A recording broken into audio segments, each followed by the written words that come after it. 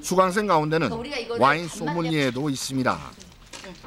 깜짝 놀란 게 그 와인하고 마실 때하고 또 굉장히 비슷하게 만드는 과정도 굉장히 비슷하고 맛이나 향도 뭐 결코 뒤지지 않게 뭐 많이 나오고 이래서 저는 굉장히 첫 수업 때 막걸리 마셔보고 굉장히 깜짝 놀랐어요.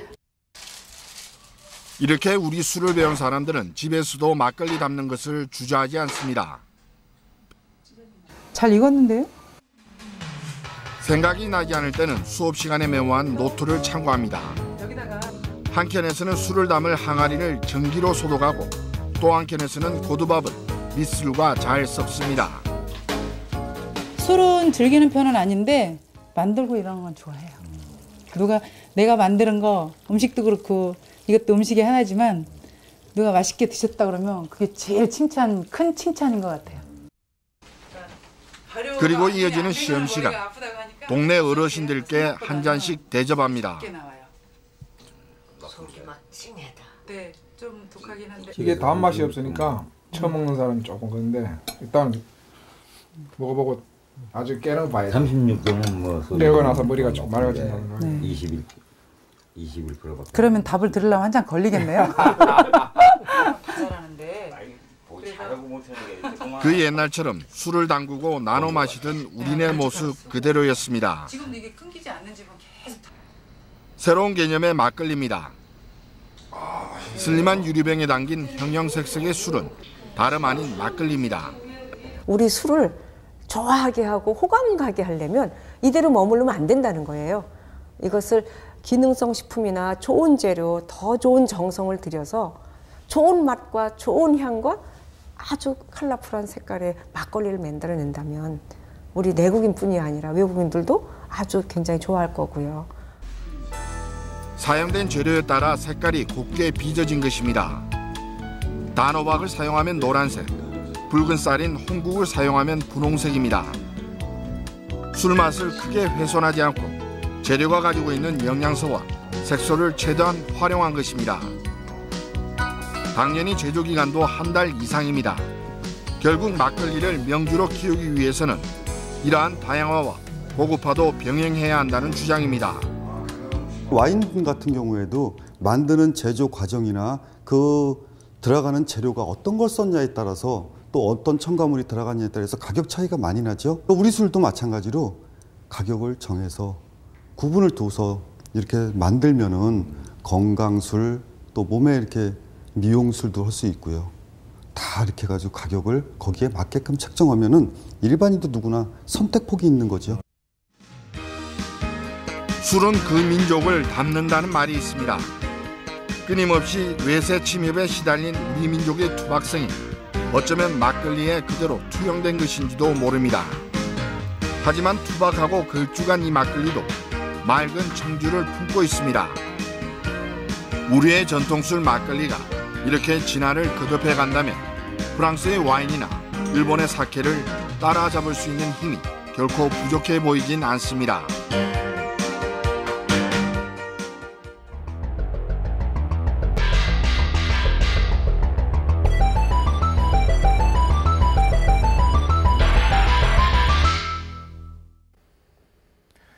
몸이 아프거나 다친 사람들이 주로 이용하는 119 구급차 안에서 치명적인 병원성 세균들이 발견됐습니다. 구급차를 이용하는 환자나 구급차 대원들이 모두 심각한 세균 감염 위험에 노출된 겁니다. 119 구급차의 오염 실태에 대한 국내 첫 조사 결과인데요. 119 구급차뿐만 아니라 병원이나 사설 구급 차량의 오염은 훨씬 더 심각한 실정입니다. 구급차의 세균 오염 실태를 고발합니다.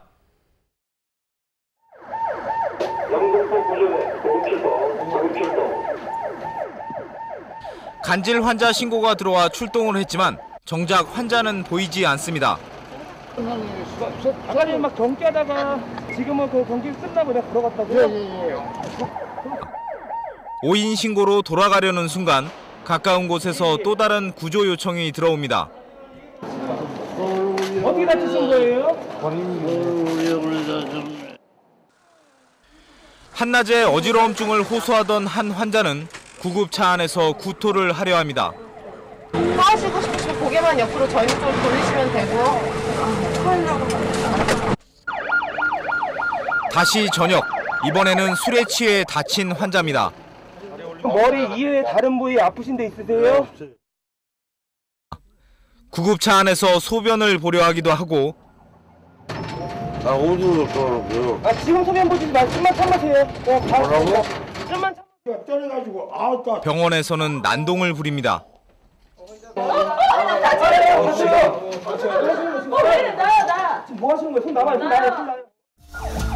전국 1,400여 대의 119 구급차는 이렇게 밤낮을 가리지 않고 한 해 140만 명에 이르는 응급 환자들을 병원으로 실어 나릅니다.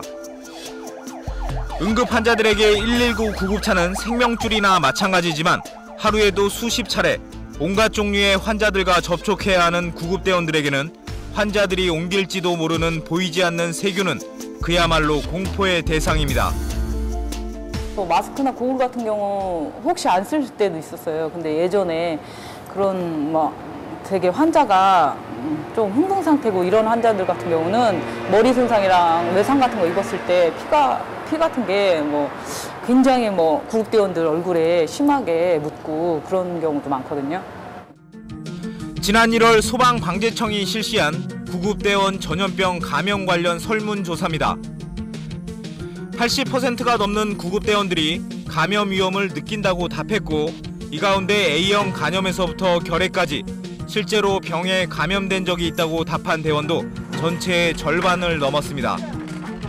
가까이서 이제 서로 왕래하는 직원분들 중에도 감염이랄지 저 같은 경우도 이제 뇌수막염에 한번 걸려서 병원에서 입원 치료를 받았던 적이 있었는데 그게 물론 환자를 어떤 환자 때문이라고 그렇게 단정 짓기는 어렵지만 아무래도 제가 처한 환경이 일하는 이 환경 자체가 일반 사람들하고 다르게 아무래도 그런 좀 노출이 되어 있다고 할까요? 대부분의 구급대원들은 개인에게 지급되는 감염 방지용 보호장비조차 믿지 못하고 있었습니다. 이 균은 없어질 거야 하고서 소독을 하게 되잖아요. 근데 눈에 보이는 건 확실히 없으니까 이렇게 확실하게 장비를 다 갖추었다라고는 말 못할 것 같아요. 만약에 마스크 같은 경우도 그냥 일회용 마스크 있잖아요. 그러니까 근데 외부에 있는 감염균이 이렇게 마스크를 통해서 들어오지 않을까 싶어요. 그렇다면 실제로 구급차 안의 세균 오염도는 어느 정도일까? 취재진은 지난달 10일 서울대학교 연구팀과 함께 서울 시내 10개 소방센터 등에서 운영하는 구급차 13대의 세균 오염도를 측정했습니다. 보건당국도 한 적이 없는 국내에서 최초로 시도된 구급차에 대한 세균 오염도 조사였습니다. 결과는 놀라웠습니다. 13대 전 구급차 안의 여러 장비와 차량 내부 이곳저곳에서 각종 세균들이 검출됐습니다. 구급차 안의 산소 호흡기용 물에서도, 출입문 손잡이에서도, 카트 손잡이에서도, 환풍구에서도 세균들이 검출됐습니다. 심지어는 환자와 직접 접촉하지도 않는 운전석의 손잡이에서조차 어김없이 세균이 나왔습니다. 얼마나 많은 세균이 다른 환자나 구급대원들에게 옮겨졌을까 그저 놀라울 뿐입니다. 그런 위험에 노출돼 있는 건 알지만은 운전석에 그렇게 많이 있는 줄은 솔직히 인지를 못했거든요. 뒤 같은 뒤에는 항상 소독을 하거든요. 특히 문제는 환자의 입속에 직접 들어가는 의료도구에서도 높은 수치의 세균이 검출됐다는 겁니다. 이들 장비는 멸균 상태로 보관해야 하는, 즉 세균이 전혀 나와서는 안 되는 장비들입니다. 환자한테 병을 일으킬 수 있는 세균도 만약에 거기 붙어 있으면은 적절한 방법으로 멸균이나 혹은